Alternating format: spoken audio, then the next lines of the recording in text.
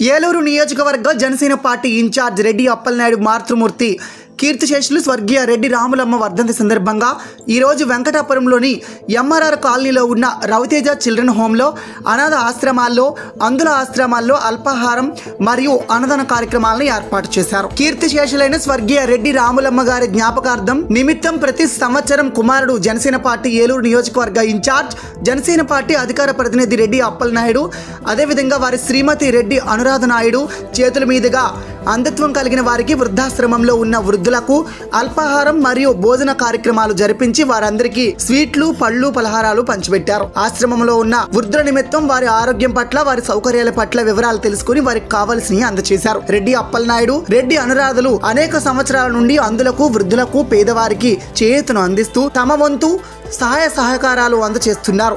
ప్రతి సంవత్సరం రెడ్డి అప్పలనాయుడు అనురాధులు చేస్తున్న సేవా కార్యక్రమాలను స్థానికులు కొనియాడుతున్నారు. Please subscribe to V5 channel. ఇలాంటి మరిన్ని వీడియోస్ కోసం మా ఛానల్ని సబ్స్క్రైబ్ చేసుకోవడం మర్చిపోకండి.